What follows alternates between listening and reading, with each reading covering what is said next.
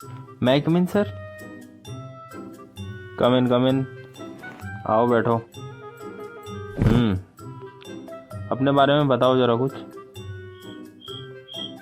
Sir मेरा नाम सुरेंद्र सिंह है और मैं टिहरी गढ़वाल का रहने वाला हूँ।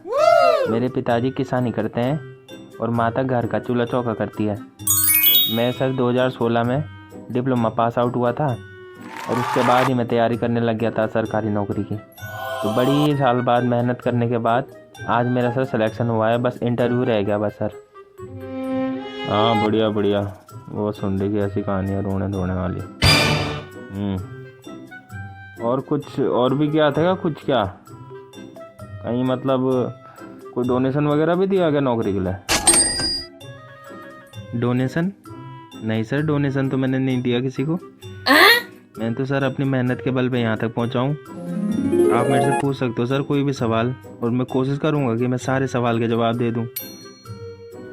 अबे यार, इसकी वाली सीट तो हमने बेच रखी है, कुछ करना पड़ेगा इसका, भेजना पड़ेगा इसको वापस कहीं, कुछ जुगाड़ लगाना पड़ेगा। जी सर, आपने कुछ बोला? नहीं कुछ नहीं, मैं पूछता हूँ तुमसे सवाल। तो तुम आते हो टिहरी गढ़वाल जिले से? यस। तो ये बताओ कि टिहरी जिले में कुल कितने साल के पेड़ हैं? सर इसके बारे में तो ध्यान नहीं है मेरे को। यही तरीका है इसको बाहर करने का, ऐसे सवाल पूछते रहता हूँ।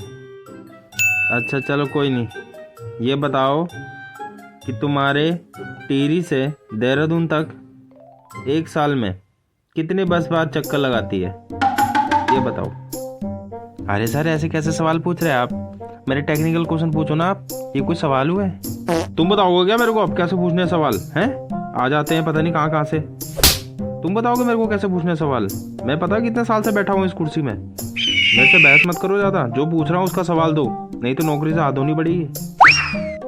सॉरी सर, इसका आंसर मेरे को नहीं आता। चलो बाहर वेट करो, मैं तुम्हें बताऊंगा क्या हुआ, तुम्हारा सिलेक्शन हुआ कि नहीं हुआ। पता नहीं कहाँ से आ जाते हैं। जेब में पैसा है नहीं देने के लिए और इन्हें चाहिए सरकारी नौकरी। ऐसे थोड़ा ना मिलती है सरकारी नौकरी, रोकड़ा होना चाहिए जेब में। हाँ भाई आजा चल, हो गया तेरा सिलेक्शन, चिंता ना कर तू। पैसे जमा कर दिए थे ना बराबर?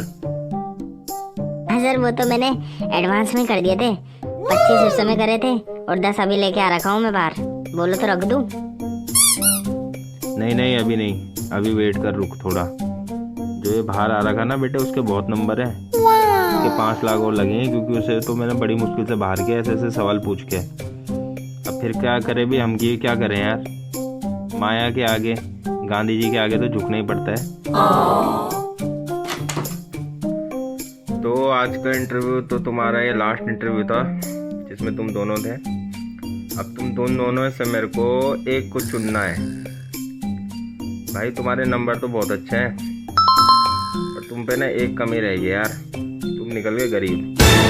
तुम्हारे जेब में रहे ना पैसा, हम तो साफ बोलते भाई, पैसा दोगे नौकरी पाओगे, ठीक है? ये लाल बाल वाले का हो गया सिलेक्शन। तुम जाओ बेटा, अगले साल और मेहनत करो, पैसे कमाओ, हमको दो और नौकरी ले जाओ।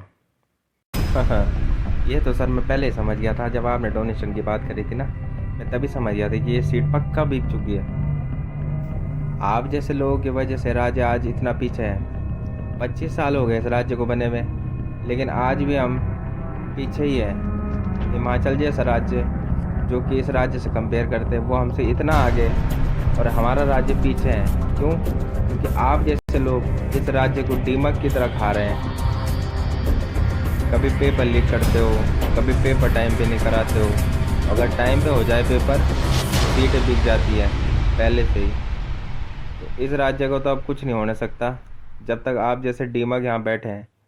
तो अब तो जय बद्री विशाल, जय उत्तराखंड, अब आप ही इस राज्य को बचा सकते हो। चलता हूँ सर, धन्यवाद।